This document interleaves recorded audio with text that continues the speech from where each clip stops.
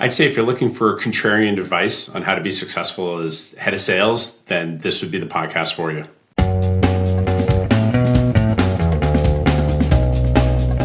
Welcome to the Full Funnel Freedom Podcast. If you are listening to this, you are likely leading a team responsible for generating revenue. Purpose of Full Funnel Freedom is to support people like yourself and keep your funnels consistently, reliably full. Welcome to the Full Funnel Freedom Podcast. I'm your host, Hamish Knox. Today, I am delighted to have Bradley Pastner as my guest. Today, Bradley has over a decade of experience running revenue teams ranging from $8 million to $100 million run rates.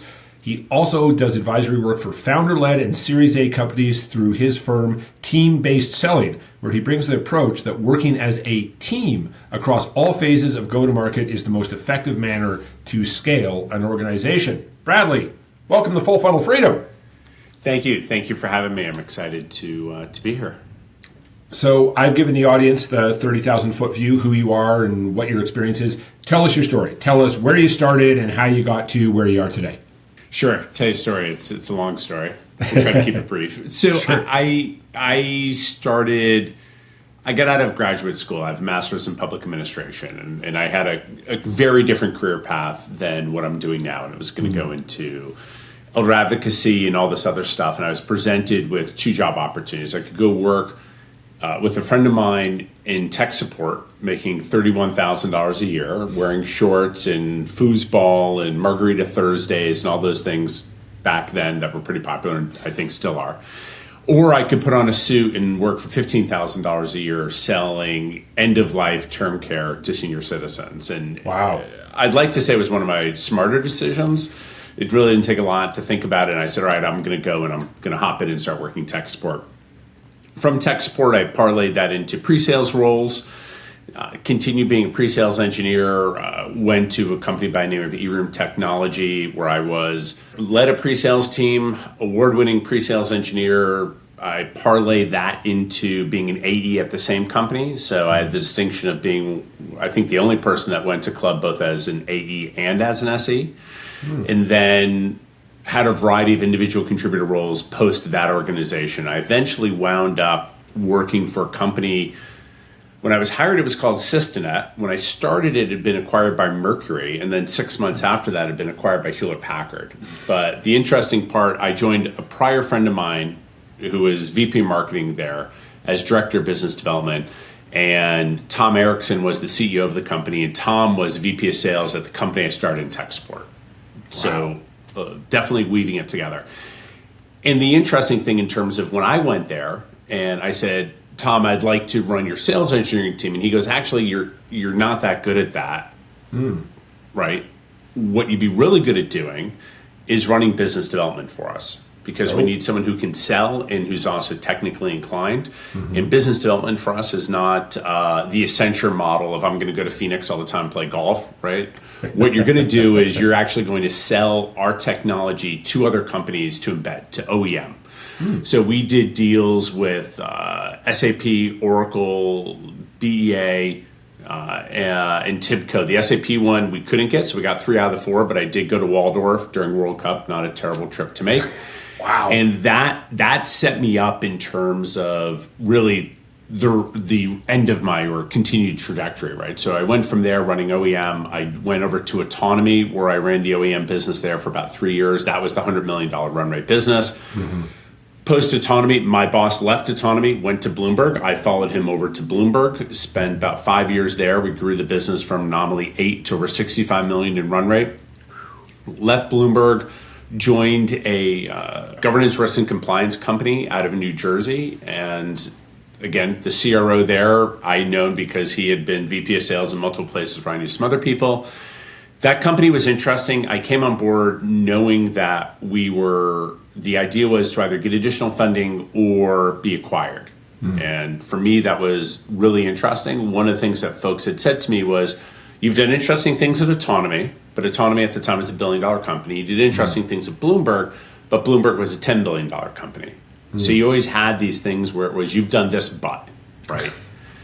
You're like, thanks. Right. So no one ever says that when you're unsuccessful. No one says, well, you didn't make your number, but there were market conditions, right? You were successful, but you had a rich uncle or something like that. So went on and joined an organization by the name of RSAM. We had an interesting thing where we went from perpetual on-prem, and I would be inclined to say that 75% of the people that listen to this have no idea even what perpetual is or was or means. And we switched that to subscription hosted. We got acquired by a company out of Vancouver by the name of ACL. ACL eventually got acquired by Diligent. Left there and joined a company that was headquartered out of Munich by the name of Risk Methods, U.S. operations, and that was supplier risk. And one of the things that RSAM did was vendor risk. So sort of, different sides of the same coin. Rebuilt U.S. operations, came on board running just the account executive team, new logo business. And by the time that I left and we were acquired by Sphera, I wound up running pretty much everything related to go-to-market in the U.S., including CS and all the other components in there. Left, joined Guard Square as CRO, Belgium-based company, U.S. operations as well. So I was responsible again for everything except marketing related to go-to-market, and was there for about I think year and 8 months, and then it ended. And since then, I've been doing advisory work. What a cool story. Thank you very much for sharing that with the sales leaders listening there today. It's this but, right? That phrase, and that's one of the purposes of this podcast is to celebrate sales leaders. And, because as you've experienced, you don't get a lot of opportunities to be celebrated. It's, right. Hey, you did that, but, or hey, you did that, as one guest recently said, hey, you did that and go beat that number now. So that's obviously you've lived that. What I'm curious to learn a bit more about is this idea of a team-based approach to go to market, because oftentimes we have sales is from Mars and operations is from Venus, or product is from Venus, and never the twain shall meet, and the CEO is kind of in the middle and trying to make sure that all the, everyone's playing nice. So when you talk about a team-based approach to go to market, what exactly does that look like? It sounds kind of obvious, but I imagine the devil's in the details. It is. It's both those things. It is very obvious, and the devil is in the details. So team-based selling, I really came from this point of view when I started working as a sales engineer.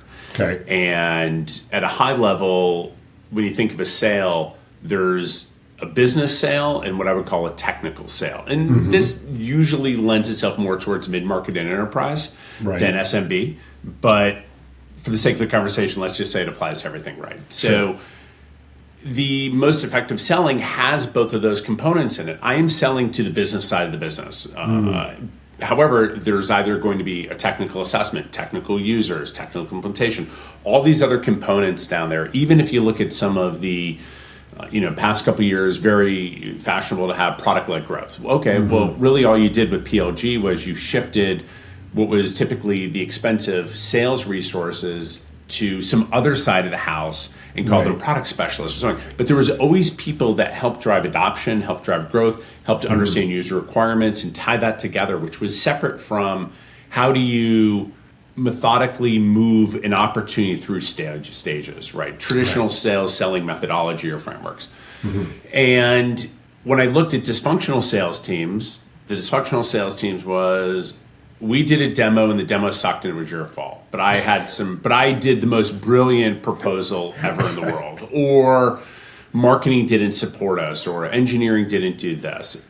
And somehow and I've worked at some highly dysfunctional organizations, the reps that have been able to be successful have been the ones that could thread that story where they could pick and pull resources to be successful. And the reps that always said, I'm not successful, the ones that you found operated in a complete silo. So 10 plus years ago or so, I registered the domain name on a whim. A few years ago, I trademarked the name, and it's been something that I view both individually as an advisory philosophy, and then when I go work for companies, that is the most important alignment that I look for. You need to have that team alignment, and the ideal scenario, of course, is can you get that operating both on the executive leadership team, through the organization, and then get those functional areas working together where if you get the buy-in that we're operating as a team, I really think largely all the rest of the stuff works its way out. So if you implement Medic, you implement Sailor, you implement Challenger, if you're doing that as an individual, it will absolutely fail, right? given what you do as a business, how many times do you go out and train and educate a sales organization, yet the last month of the quarter, the CEO, CFO, CRO, whatever, pick your name, says, well, I don't care about that. Just go and do and sell. And then everything falls apart, right? You're not reinforcing it. Yeah. Then you go forward a month and a half after, and they go, well, why isn't anyone leveraging the training that we just spent all this money on, right? Amen. My friend and former guest on this podcast, Marcus Koki, says we're all client focused or client centric until the last week of the quarter. Of course, right. Right. And then that's then it's what you just described of, don't care about all that, don't care about the tech stack, don't care about the training, don't care about the coaching, don't care about the whatever, get me deals. And unfortunately that, as you've probably experienced as well, completely undoes all of the investment and all of the time spent, because then it tells to the sales team, well, that was a flavor of the month. Or you don't actually have to use the tech stack. You just have to go out and do more demos, get more deals across the finish line, discount without being asked, whatever those things might be. Right. So, Bradley, what I hear in what you were just describing is like we've got AEs, hunters, we've got the solutions engineers, if you have that in your organization. We have the customer success, customer care individuals. We might have an AM or an account management function as well. What I'm curious about is, what about the marketing side? Because if we're looking at this team-based approach, we've had other guests on talking about the integration or the collision between marketing and sales. From your experience, where does marketing play a role in this team-based approach to go to market? So it starts at a much simpler level, which is, do we have alignment on goals and expectations? And the easiest way in our world to define goals and expectations is how you're paid. Sure. So I will start, whether it's at a new company or even in a deal cycle, I'll ask someone, I won't say necessarily, hey, Sue, the project manager, how do you get paid? I might say, how are you measured? Sure. How do you define success? If you fast forward a year and you're having a conversation with your boss about the things you've achieved during the course of the year, how does this fit into that? It's just a different flavor of the same question. Totally. But it gets to the heart of it, which is we're motivated by a variety of different things. We could be motivated based upon adoration. We could be motivated by promotion. We could be motivated based upon being left alone. I mean, that is an actual thing, right? True. So, but if you don't understand what those motivations are, it becomes difficult to interact with people. And then how does the company reinforce them? So an example is KPIs. Oh, we have all these wonderful KPIs. And when you lay them out, and I'm a visual person, so I actually like printing them and putting them on the floor and sort of looking down and seeing them all. Cool. Giving me 10 KPIs across 5 teams on a 11-inch screen just doesn't do it justice. But if you stand there and you look at them and you go, I'm supposed to achieve 50% of my pipeline through my own inbound work, right? What's marketing focused on? Marketing is focused on upsell, for example. Product is focused on just pushing out a new feature, whatever it is. What you start to see is that the teams actually are operating effectively within their silo, but the way they're measured, the way they're reinforced, forces that. So the question, marketing versus et cetera. The best relationship I ever had with marketing was with a gentleman, Gary Napotnick. He's the SVP of marketing at a company called W Energy. Gary and I were at RSAM.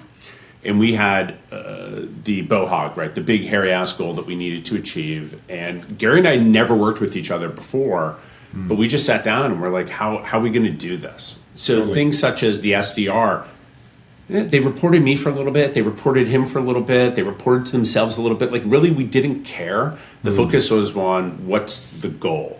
And they were very revenue focused on it. So we were, I think when we were acquired, we were somewhere, call it 25, 27 million in revenue. Okay. And Gary's marketing team, I think, was 3 people.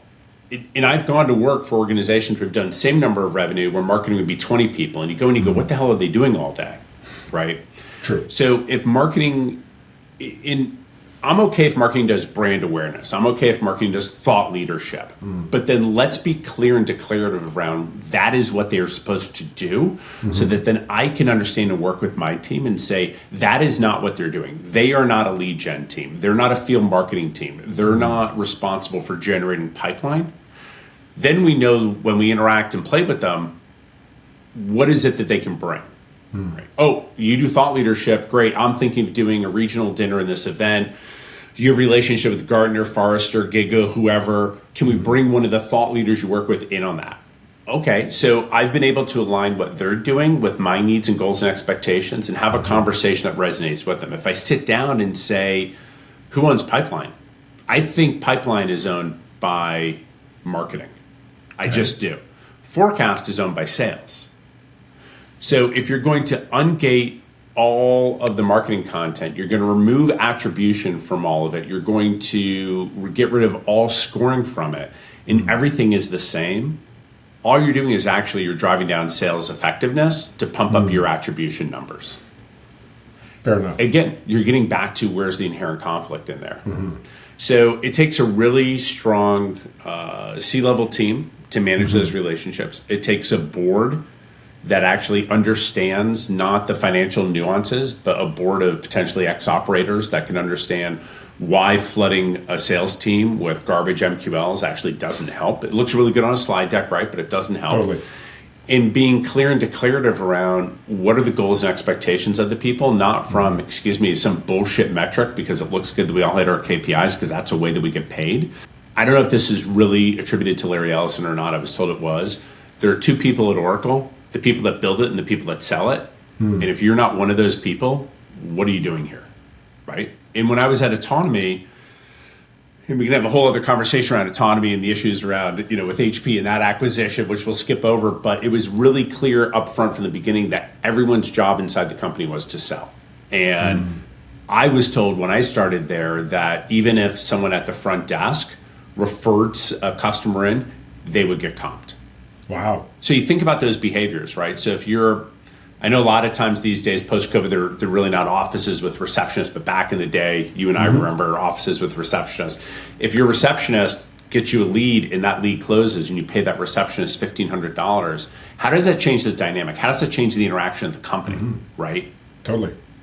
So those are some of the thoughts around how you do it, but I think the conflict between sales and marketing is the lines in the sand are not well defined. They're not drawn in it. There's blurring between the two, and then ultimately the failure, and this is why you see CROs and having marketing report up, is to have that one single focus point around it. Right. But I've seen it work, like I said, RSM, I saw it work very effectively where someone owned marketing, someone owned sales, but we were just very focused on what is it that we're trying to drive and achieve. Yeah, that's what I'm hearing there is, like all conflict is a mismatch of goals, beliefs, values, or expectations, or in this case, what you're sharing is incentives, right? That's what you're just illustrating is how are you incentivized, paid, however we want to characterize it.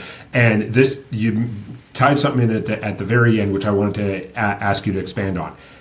What I'm hearing in what you're sharing about marketing and sales specifically is this takes a really strong CEO, right? A really strong founder who gets it and is aligned. So whether from your work experience or the experience you've had with when you're working with founders in the advisory capacity, what are some of the challenges that you have seen with a CEO who maybe doesn't get it that eventually does get it, and how does that all work when you're working with your clients? So there's a couple different models to figure out sort of resolution or come to conclusions. I like to start with the end goal and then work back. So what is it we're trying to achieve, right? So we're really not trying to generate more leads. Leads is a leading indicator, no pun intended, but what we're trying to do is generate sales. So there's a different conversation. I think most sales issues at founder-led companies are actually a product marketing issue, quite frankly, because everything is in the founder's head.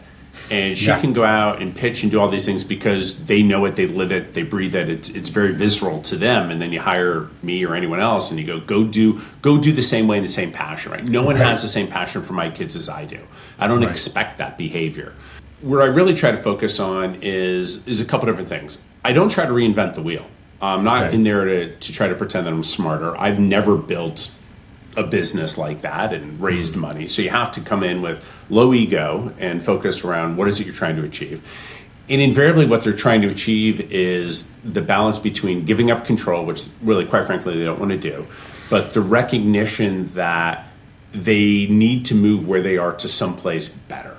So, and better, again, subjective. So what I really try to focus on is, can we define what is in your head, that tacit knowledge, to make it explicit? Can we map out what you're doing now? Can we give you a framework so when down the road you want to bring on board a sales team, you actually have an understanding of what that is? So you're able to say, here's my ICP, which I think is all sales should start from understanding the ICP. And for anyone who's listening to this, if you're in a company and you can't articulate your ICP and no one else can, run. If you're interviewing and they can't explain what their ICP is, run. Like, those are both very bad signs, right? So and your ICP can iterate over time. So the founder should be able to, let's sit down and figure out what your ICP is. Let's figure out what you think your sales motion is. And let's document both those things. Totally. And then let's figure out an economic model underneath it that would then say, at this point, I should now go and get more salespeople on, things like that. And that's where I leave in the conversation. I don't have interest in doing intern work or being fractional. I want to come in, do a bit of the advisory, focus on that particular thing. And my interest longer term is to be part of an organization, run the team, because I like seeing the growth of those people going through. Just the advisory work right now, hugely intellectually stimulating, great conversations around people, and I think I'm really understanding the early stage around what those issues are. And it's something that, quite frankly, we don't do enough exposing of. And if you're able to crack the nut of having conversation with a founder, I actually think it makes you a better seller, because what's the commonality? It's listening. Amen. Right. Amen.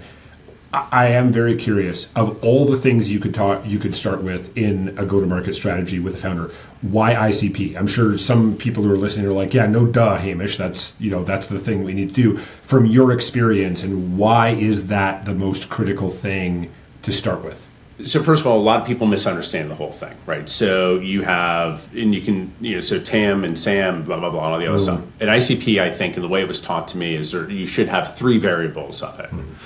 And if you have 3 variables, it then becomes easy to have 3 is A, 2 is B, 1 is C, and everything else off. And there's a couple of very critical reasons why you want to have the ICP. One, start with, and I always say this, the ICP can and should evolve, right? I mean, yes, Jeffrey Moore, Crossing the Chasm, the whole thing, you want to see an evolution. Totally. I also think a bad plan perfectly executed is better than a perfect plan never executed, right?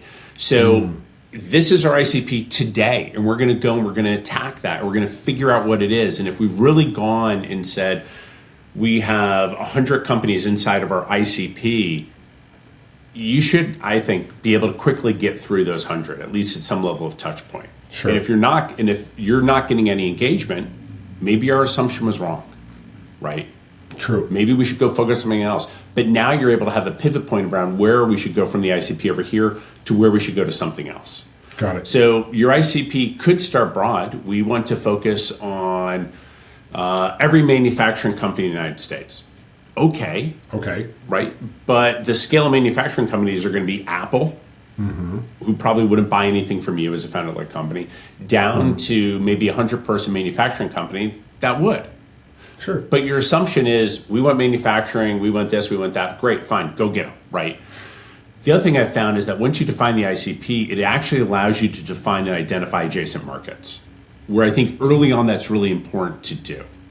So one company I was with, we started selling deals where the deal cycle was less than our ICPs. The discount ability, if that's even a thing, right? Sure. The discount rate was less on those. And we said, what the hell's going on here, right? And what we found was that there were regulatory and market issues that were forcing behaviors in our customers to go to a different path. Got it. If we didn't have the ICP developed, what probably would have happened is Bob's a great salesperson and Tim sucks. And Bob can close anything. Well, no, Bob is the benefactor of these adjacent things that are coming in. Right. But now we're able to shift it. And now I have data that I can go back to marketing and say, look, here's what's shifting. Could we go data sheets around here? Is there something that we're missing? Could we go back and interview our customers? Is there an opportunity to upsell on side there? So if you don't have your ICP, you spend a huge amount of time wasting money on, we're going to outsource SDRing, we're going to get BDRs, we're going to do this. I spoke with my neighbor, friend, whatever, monkey's uncle, who said, no, what you really need to do is all these other things. And all of them are extraordinarily well intentioned, but it doesn't give you the indication of where should we start. And that is the most difficult thing. Where do you start, right? Yeah. And a founder is going to have a point of view because, again, they think it's brilliant. This is the problem we're solving. You look at the history of Gong, you look at the history of Outreach, you look at a history of a variety of very large companies that we Drift here in Boston that you view as saying they were fantastic companies in their space.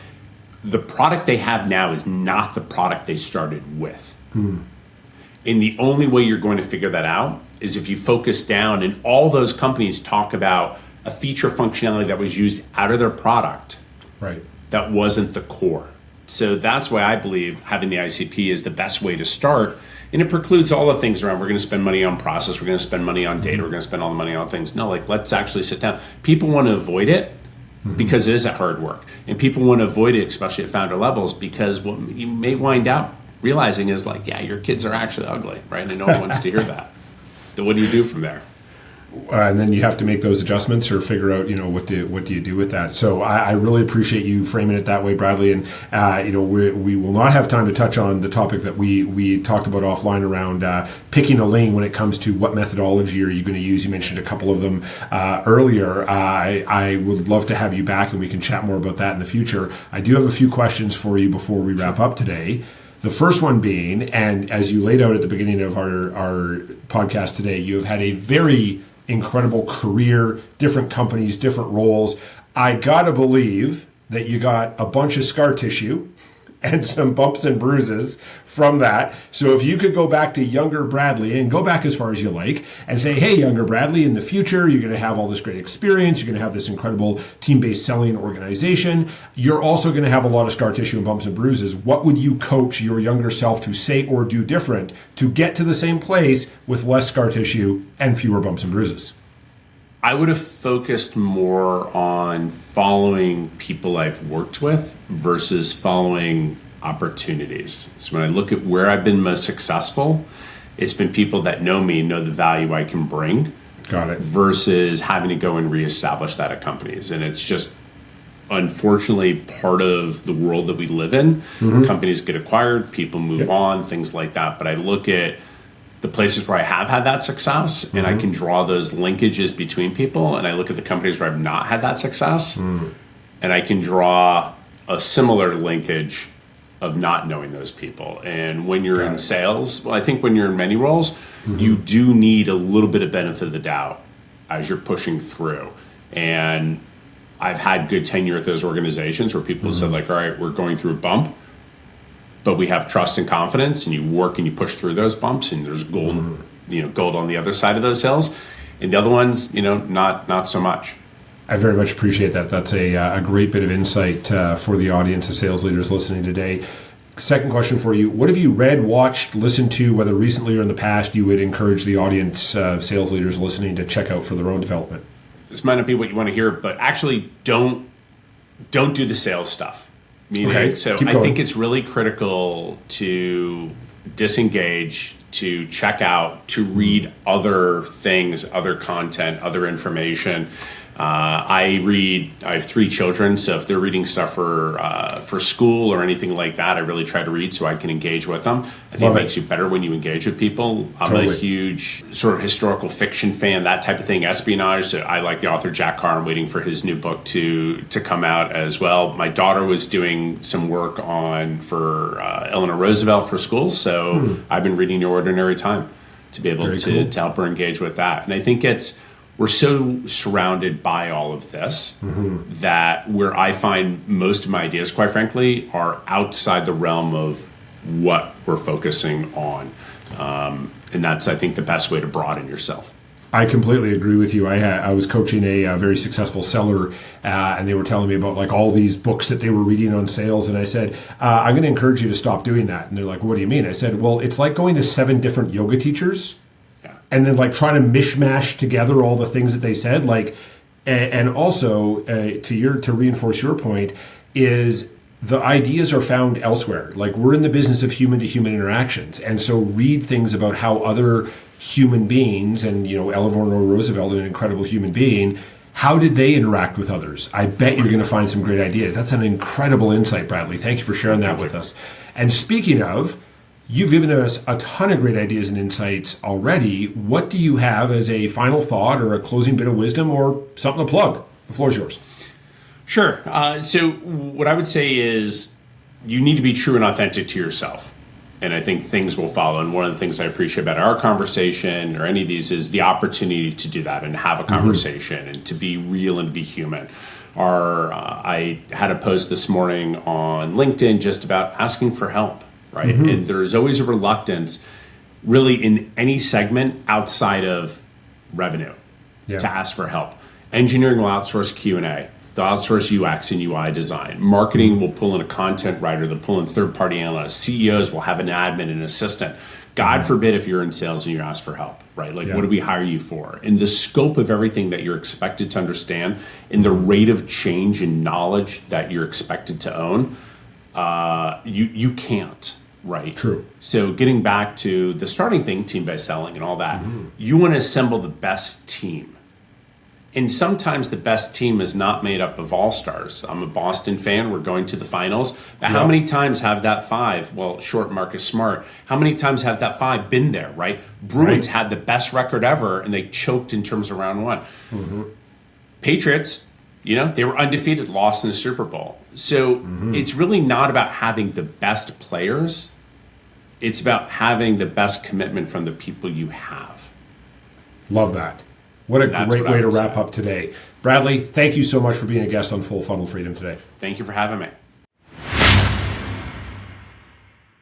Sales leaders, I really appreciated Bradley's ideas and insights today. Few things that really stood out to me. The first being this team-based approach. I love this idea of team-based approach. That cliche about not everyone's in sales, but everybody is in sales. Again, I'm messing it up, but that is a great mindset to have, especially if you are a CEO or a founder. Having that everybody's in sales, and related to that, I love this idea of variable compensation for everybody, and compensating individuals for bringing in qualified leads to the organization, no matter what role they're in. Our team members, everyone in our organization, they don't just go into a cube when they're done their job and their role for the day and then come back. They are at soccer matches and hockey practices and dance and chess and theater and art and all these other things, and they're interacting with individuals who may actually become clients of ours. So why not necessarily reward them for that? The other thing I really appreciated Bradley talking about is this idea of what's the end goal? Like, what are we really trying to achieve here? And putting aside our egos and our fiefdoms and really working for the overall goal, which is where we talked about this idea about conflict in a lot of business cases ultimately becoming because of mismatched incentives. And to Bradley's point about how marketing is being incentivized to do upsell and expansion, whereas sales is looking for inbound leads. Well, there's going to create a conflict there. And the last thing that I really appreciate him sharing today with you is this idea of locking down your ideal client profile, or ICP. I'm not sure if we said ideal client profile when we were chatting. That's what ICP is, if you haven't heard that term before. That is one of the first things that we do with our clients at Sandler Calgary, because to Bradley's point, it is ultimately the fountain from which everything else flows. Everybody is not our ideal prospect. We want to narrow down that ideal client profile. And I appreciated his very simple metric for if they hit 3 of the 3 boxes on our ideal client profile, they're an A-level client, let's go after them. If they hit 2 of the 3, they're a B, we'll get to them next. And if they hit 1, they're a C, maybe we'll end up working with them and see if we can develop something else. And then anyone who has 0 boxes, they're out.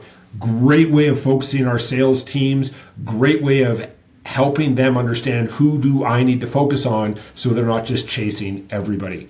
I'm very curious to hear what your big takeaways are in the comments on our social media. Until we connect on the next episode, go create full funnel freedom. Thanks for listening to today's episode of the Full Funnel Freedom Podcast. You can continue to support us by leaving us a review and a rating, sharing this episode with a couple of sales leaders in your network who you care about. I'd love to connect with you. I'm easy to find, Hamish Knox on LinkedIn. Also, if you'd like a free 15-minute call with me, go to www.hamish.sandler.com/how-to-sandler. Until we connect on the next episode, go create full funnel freedom.